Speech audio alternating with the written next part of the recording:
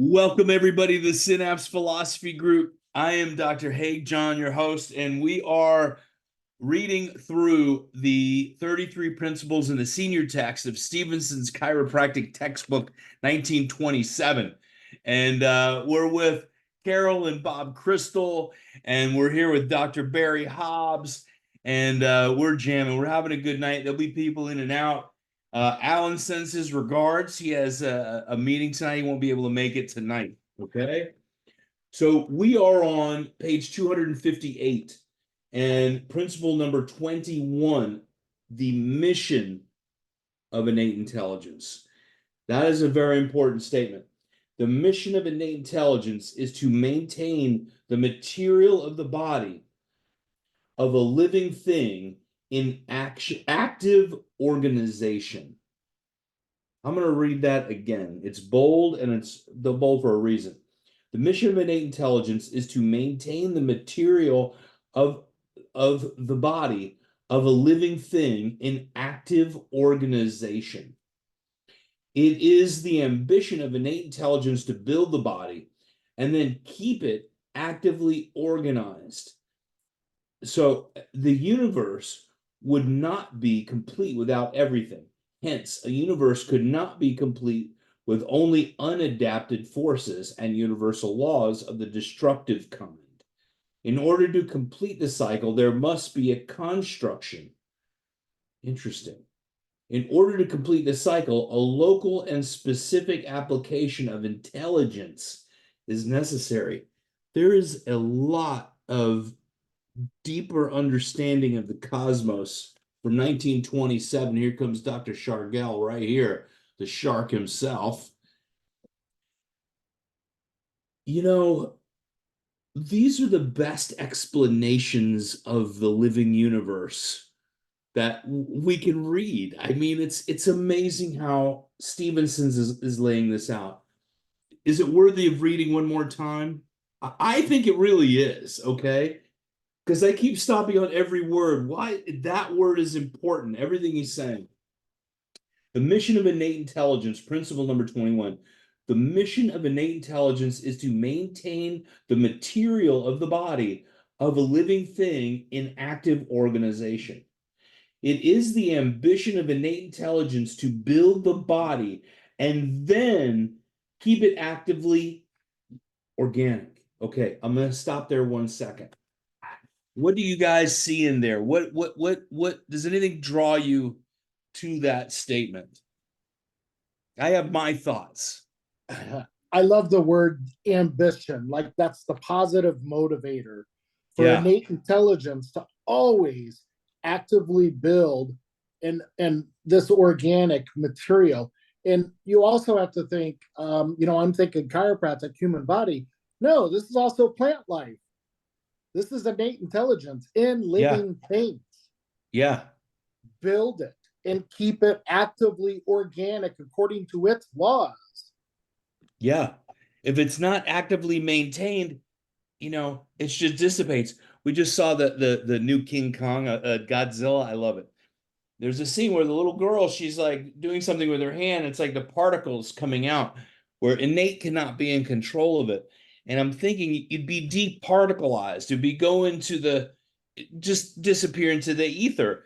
And that's where the next part really, he's talking about you need the constructive with the destructive. You need the material with the spiritual. It is all important because you can't have one without the other expressing itself intelligently. That's what I gathered out of that. Wow.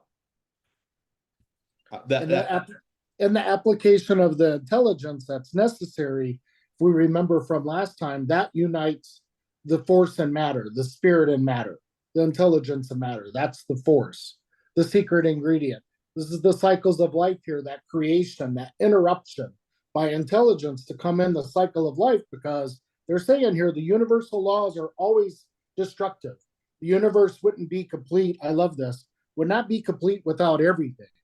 Well, it needs to have creation if there's always destruction, if universal forces are always destructive. Well, guess what? We have innate intelligence here to help and actively keep this organized. Beautiful.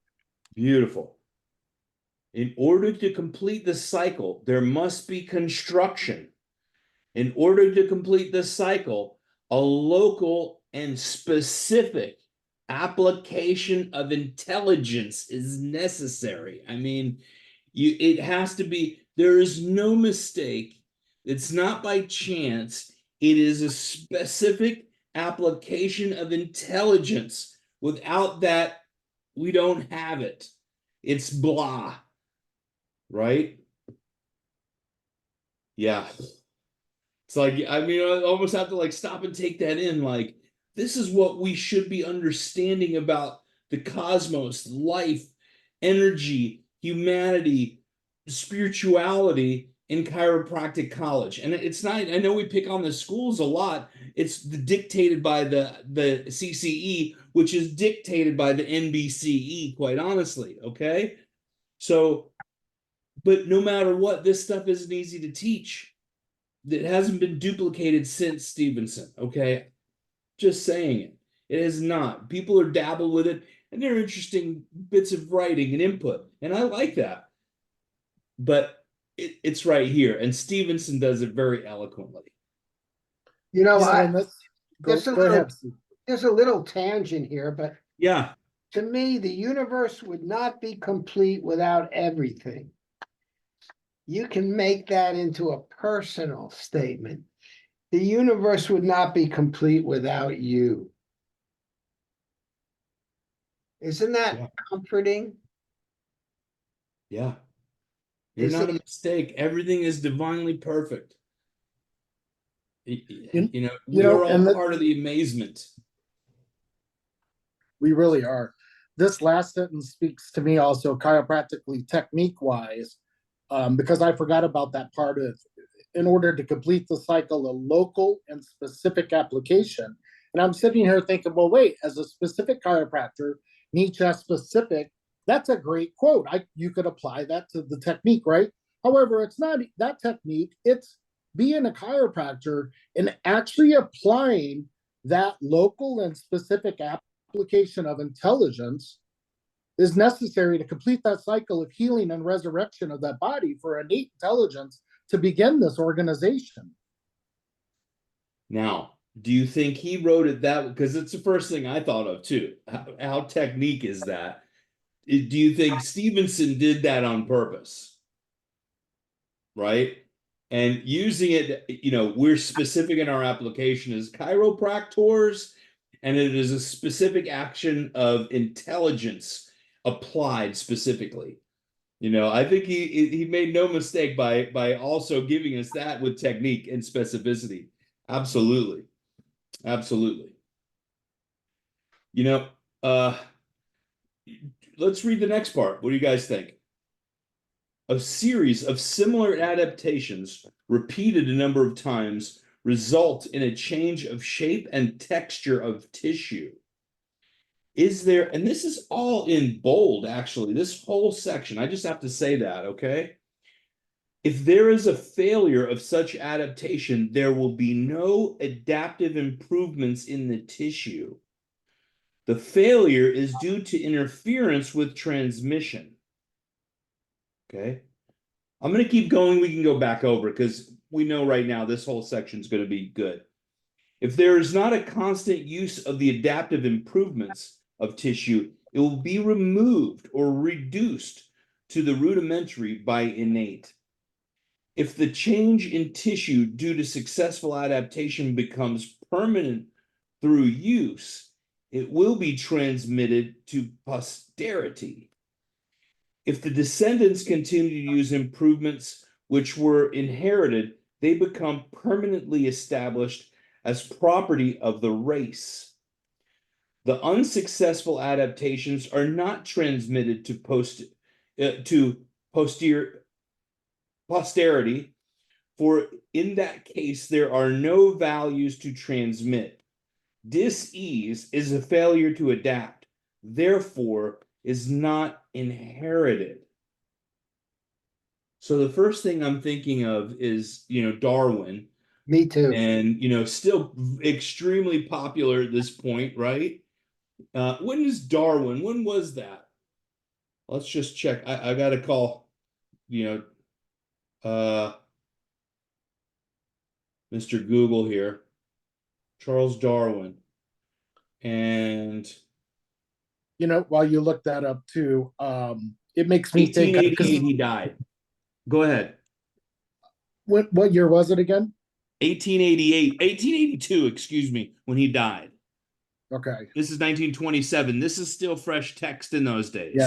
Yeah, absolutely. It makes me think of the stories BJ would talk about if there were generations of families under chiropractic care. And fortunately, the Palmers got to see this the decades that him and Mabel were president of the school. They saw these generations of families that came in. And then also in modern times now, there's a popular person named Elon Musk, whose great-grandmother was the first female chiropractor in Canada. Is that His right? uncle is also a chiropractor, and his great-grandparents. And so now we see that lineage. His grandfather went and did the safari, the Kalahari Desert. He was a chiropractor in Canada, didn't like Coca-Cola coming in there and taking over the health. Him and his wife went to South Africa. They toured. They were the jet setters. And it makes sense, right, of the lineage of what happened, the evolution. And here's Article 338, the evolution values, about this innate adaptation and it transfer into the next offspring. And the problem, it says, is due to interference with transmission. It's not the flesh, it's the interference to the flesh. To the intelligence being transmitted, trying to be expressed. That's where the problem is. Which keeps it from adapting, right? Yeah. And where he says the last sentence here, dis-ease is a failure to adapt, therefore not inherited. You don't have to have what your parents had, and you don't have to. And we know that now with genes turning on and off, of sickness, they can turn on and off. And but a failure to adapt. We still talk about that in reality. I always say, even after the adjustment, give the body a chance to adapt. Give it some time. Adaptability is not easy. You might feel terrible. I don't know why, but maybe I thought about this before, but chiropractic is based on communication between that non-material and the material. The problem is in communication. The transmission of that. Right? How it's put from it's back and transmitted forth. from the spiritual to the material. And back. And back. Oh yeah. Efferent and afferent. Yeah. As it is. It's a infinity. It's a feedback loop. Yeah, as it is with our educated and our innate. It's a loop. Mm-hmm. And D.D. Palmer talked about this too, about the evolution of our innate going on to the next higher level. And here's Stephenson talking about the evolution values here in Article 338. If the descendants continue to use improvements which were inherited, they become permanently established as property of the race. Yeah. Pretty powerful. Powerful stuff. Yeah, D.D. talked about that too. He talked about taking things into the next life and on our journey into spirituality. And, he's bringing it on back home from that, completing the cycle basically of DD as well. And that comes back to us into the next cycle. And we get stronger and stronger and stronger. And yet here's the beauty of our profession. If you go back to the beginning of these sentences here in Article 338, a series of similar adaptations repeated a number of times results in change of shape and texture of a tissue. So you could think of your skin immediately being exposed to extreme hot or ice cold. Instantly, that tissue is adapting. Instantly, that moment. So this article even goes to that moment, specific moment in time, but also this genealogy of species here. And you have to work it. You got to use the tissue to get it stronger. There's no need to a serious calling of adaptive improvements. Such changes will not be made, and the species settles into a type. Yeah. Would you like to read the next one, Barry? Absolutely. The next page there? Article 207. Whenever there is adaptation made in the tissue cell by innate, there is perfect physical personification of innate, her plans perfected. The organism successfully has passed the X milestone in the history of the universe.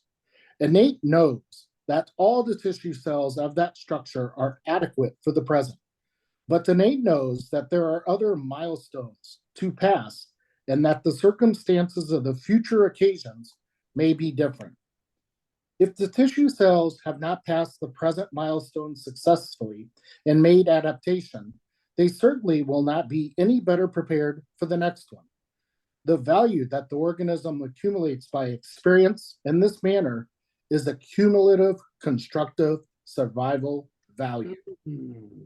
The organism now is ready to do easily what it did the first time and to withstand a greater adversity the next time.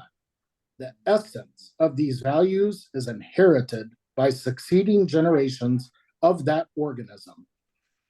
Note, we do not say if a workman has calloused hands that his son is bound to have calloused hands. No, the change is slower than that. If several generations of workmen have calloused hands, the offspring of that line will have tougher skin on the hands. However, even in the life of one animal or plant, we easily can perceive the structural strengthening within limits, of course. The action for the moment of stress that we spoke of was adaptation, and so was the structural strengthening that followed. See foregoing definition. From this arises the statement mentioned before. Adversity is the mold that the Creator uses to shape the forms and destinies of living things. Great pilots were made on deep seas and rough waters. The living things that we perceive about us today have the forms and structures they possess because every cell in them is the result of intellectual adaptation sometime in the past. From this, we could see from whence came the expression, the survival of the fittest. Good reading. Let me go back to that page. I love that. Great pilots were made on deep seas and rough waters.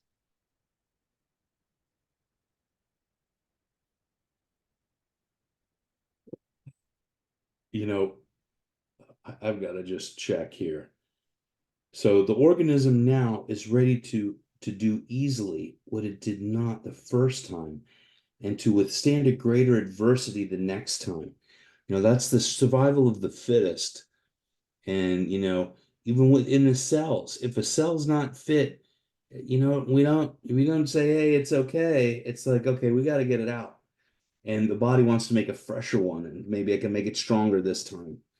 So, the adaptive forces, innate knows that all the tissue cells of that structure are adequate for the present, but innate knows that there are other milestones to pass and that the circumstances of the future occasions may be different.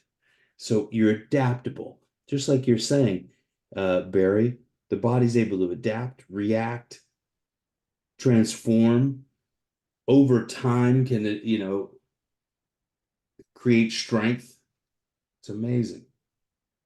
And the first thing I did think of is calluses on your hands. And I was like, that doesn't work. And then, he explains the exact analogy I was going through in my mind and working it out. Anybody else? I love how it starts off again, talking about innate, how it's a perfect physical personification. So it's perfect. However, through the physical world, she's given it her touch. And I always love and admire that it's thank God it's feminine, it's her. because the male would have it messed up.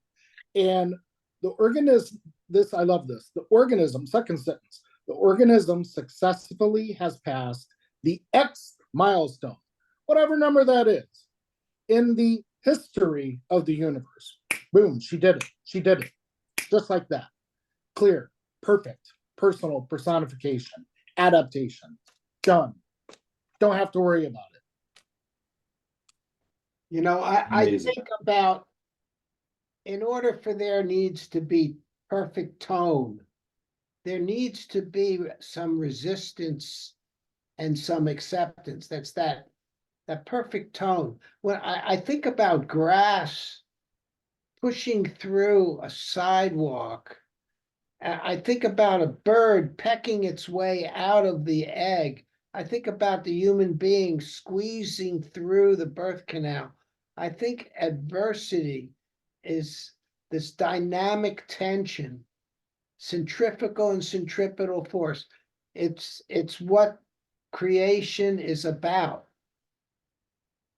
I think of impedance. I hooked up some speakers to my stereo and I used a really big monster cable and I thought this was going to be the best for it. And, I plugged them all in and the sound was terrible. But I realized pretty quickly I understand a little bit about electricity and power, that there wasn't enough impedance, that the gauge of the cable was too big. It needs a little bit of that stress, the pushback. We're talking about the spiritual pushback yesterday. And, sometimes we need that to put us even more back on track to see how amazing and divine we are. That's what makes the light bulb glow, is that resistance. That's right. When Steve said that about tone, the first thing I thought of was, well, yeah, Dee, because we're connecting innate intelligence, we're connecting the spiritual and the physical. And then something else that popped up in the universe was Bach's or Beethoven's personal, oh my gosh, not the metrodome, but the sound where the megahertz, it was 4.55 was Tuning the one fork. tuning fork, thank you. 4.55 megahertz that he had. However, now the standard is like 4.32 or 4.5, something different. And just over those hundreds of years, centuries, it's different now. So like you're saying, what is perfect tone? According to who? According to what generation, right? According to what group? But then again, you've got the opposite, I have to say. I mean, like Jesus talked about, resist not. That's it. That comes to play too. How does that play in? What do you think? I think whenever we talk about reality, we're using concepts which are limited, educated tools of language. Oh, yeah. 100%. That you can't I remember the first really- time I read the Allegory of the Cave by Plato. And, the more we're living in this world, the more we are getting to see the illusion of the Matrix, right? And, I don't know if we're prepared for reality. That's the scary thing. I suggest everybody listen to this podcast to even the movie, they have them on YouTube, Allegory of the Cave. The one with Orson Welles as the narrator is fantastic, with Orson Welles. And I just got a little bit of news. I was just invited on the podcast for the Madrid school. They just started their podcast, and we're going to be one of the first couple of people. So I'm excited about that. I'll let you guys know when that comes up. Should we turn the page? You guys ready? This next part. I want to read this poem, if you guys don't mind. Okay. Page 260. The tree that never had to fight for sun and I'll start over. The tree that never had to fight for sun and sky and air and light, that stood out on the open plain and always got its share of rain, never became a forest king, but lived and died a scrubby thing. The man who never had to toil, who never had to win his share of sun and sky and light and air, never became a manly man, but lived and died as he began. Good timber does not grow in ease. In the Better Homes and Gardens, April 1927. That's what we're just talking about. That, if everything is just coming up daisies, where's the passion? Where does it come from? And we talk about it a lot with new chiropractors. Oh my gosh, and even on the self-center meeting, we were just on it, Pasquale's group the other day. And how do you build passion?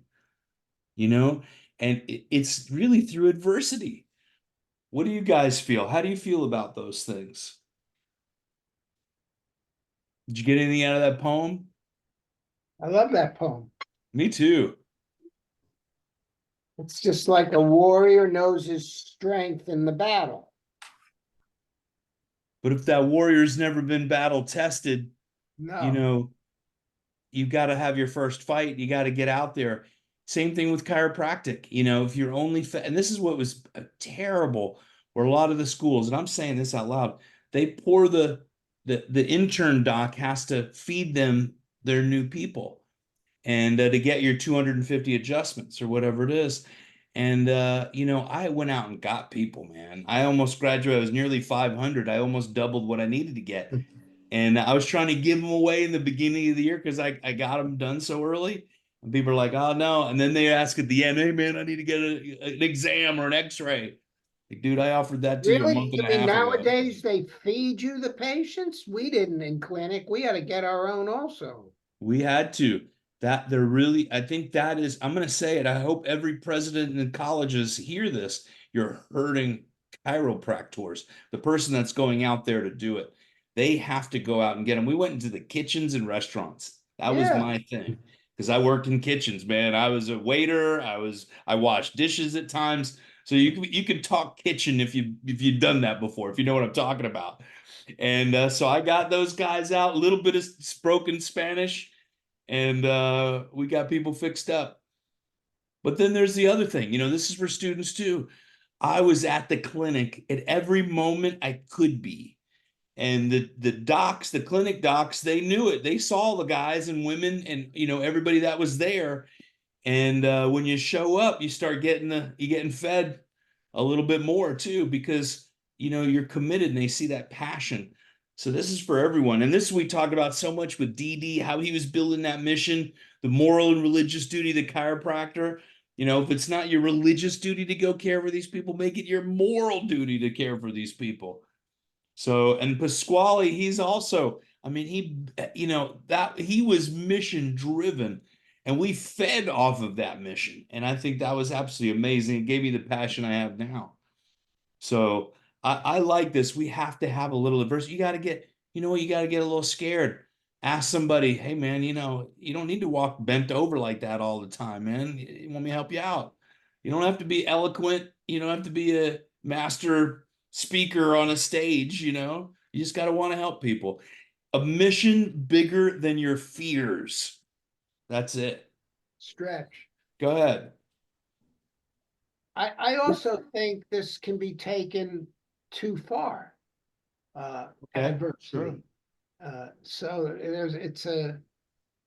there's something to be said for letting go and letting God, but not to the point of being a washcloth or whatever it's called, dish rag. Yeah, yeah. And that's what this doesn't say that really. It's really about standing up for yourself. That's You got right. to toughen up. You got to go out and do things you're afraid of and step out of your fear. And, you got to practice. And that's also I get, you got to train. You got to get your muscles stronger. You got to get fast twitch muscles instead of slow twitch, And I Remember, think that's important. remember in I the see a lot of toggling going on the internet, man. That's the slowest toggles and knee chests and stuff that I ever saw. I'm like, whoa, I would get in trouble in school with those slow ones, man. Anyway, I'm just picking on people, but it's important for us to train. It's not about strength or how big you are. It's really, I say, it's how fast this fast twitch muscles are important to grow. Successful adaptations. Barry, you feel like reading? Let's do it. The Someday I'll successful read. Someday I'll read. You want to read? Not now. Okay, next week. Next week. you got it. The successful adaptations were inherited. That is, the survival value of it was. Obviously, the unsuccessful adaptations cannot be passed on to posterity, for in that case, there is no survival value. There is nothing to inherit. Also, if there is no occasion for, no call for intellectual adaptation, no adversity to be met, there will be no adaptation. Hence, no survival value. Therefore, if a race of beings is called upon to face the ever-changing conditions of the universe with its evolution, that race will fall into a type that has gotten behind the advance of the world and will find it harder to adapt when the necessity for it comes. That is what happened to the dinosaurs. Therefore, step by step, physical personification advances with the changing institutions of the universe. On that basis, the next tissue cells expanded are better equipped. This also is the explanation of acclimatation.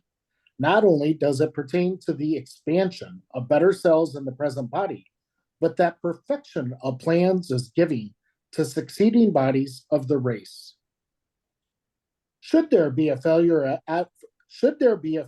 adaptation for any reason, because there was no call for it or because subluxations prevented it, there will be no survival value for inheritance. Since we use a unit system in our work, as explained in the normal complete cycle in the freshman work, likewise, we might say that survival value is the unit of evolutionary value, positive values transmitted to posterity as a foundation to build better. I tell you, the first thing I think of are stem cells, right? And Sigafus used to talk about this a lot when he was speaking, but it makes absolute sense as we're getting adjusted, our body's making the best cell it can. You're subluxated, you've been subluxated for 45 years. You're doing, its body's making the best that it can. You get adjusted your first time, your body says, hey, I can make some little better ones now, and then it goes back, right? The next time it's a little better, and then you're making better cells. Your heart replaces itself 5 times a year, each time with just a little bit better cells, right? And that's where I see that evolutionary process within the body, within our lifetime, of how the body's continually, hopefully getting stronger, but always doing the best it can to go and get stronger. Therefore, step-by-step personification advances with the changing institutions of the universe. Wait. On the basis, the next tissue cell expanded are better equipped. That's the one I saw. This is also the explanation of acclimatization. I think that's it. I'm not sure. Anyway. What comes to mind is the old adage, or I don't know if it was Jesus or in the Bible, but a fruit tree that doesn't produce fruit is on its way out. Expression. And you know what happens when you stress that tree? You might stress it, more fruit. it grows back stronger. That's right. Right? I just did that with a lychee tree I have, didn't produce fruit for 3 years. And we gave it a really good trim the heck out of it. Yeah. And then it grew back like, bam, I've got hundreds, if not maybe 1,000 lychee fruit to pull off of this tree. And it needs to be trimmed again, as a matter of fact. But sometimes you got to stress it, right? And you come back. That's right. Absolutely. And you made me hungry now for lychees. Good. I did that with a pecan tree that an Indian couple, patients of mine, said, take a chisel, because it hadn't been producing pecans. And I swear the next fall, it produced pecans. Use pecan trees, they grow up near you. I I don't have, think they grow I well have around you. I have one, and this guy's kind of getting old. It did it right after I chiseled it, that next season. I think principle number 22 is a good place to start next time. Okay. I'm not saying we're ending this second, but I really kind of want to say that the quality of innate intelligence, because we're going to start digging in innate intelligence more and more. And our time, we're a good time, but it deserves its own input. You know, 339's not bad either, though. all yeah, they're all good. You know, but that's where I think, you know, starting there, the function of innate, we're getting into some, you know, getting down to our nitty gritty, and I'm excited about that. Where's And 22? you Where's know, 22? for whoever's watching this, check out our live one we did. And you know, I was just telling the story. We got thrown for a loop. I started on principle number 1, and we were all discussing the 33 principles. I laminate them, and I have them, and these are all like 33, and I put them in my office so people can read them on the chairs. You know, they pick them up to read them. And so we were all discussing them. And you know, I'll let the cat out of the bag. I edited this out, thank goodness. I learned how to edit. It took me forever. But someone hijacked the Zoom and shared their screen. If anybody knows how to block that, where I only have the control to do it, please tell me. But they threw up a lot of XXX horrible stuff, and and we were live streaming also on every platform. So if anybody saw that, I really apologize. It's not our fault. I shut it as fast as I could. And then we ended it for the night. So we didn't have the live broadcast very long, but we did the 49 breaths together. Matter of fact, it happened while our eyes were closed and we were breathing, doing the 49 breaths. Did you have a meeting here last week? I couldn't get on this. Last week, I apologize. Last week, we were doing the football uniform fitting for my son. We were out. We were having so much fun and all that stuff. I completely forgot about it. It was all my fault. I'm sorry about that. And Alan was messaging me. A couple of you guys messaged me. I was like, I messed up. But anyway, we're here tonight. We got Interference to Tyler Durden, transmission. and we had a great meeting tonight. I got a lot out of it. Anybody have anything else to share? Anything? No, all I hear is interference to different types of transmission. And I love this innate, her intellectual adaptation, always in the moment, always. It's beautiful. Fantastic. I'm Everyone have a beautiful night. Bless gonna you. embrace I adversity appreciate more. you. And tell Melissa to happy birthday for us. Is today her birthday? Okay. Good night, everybody.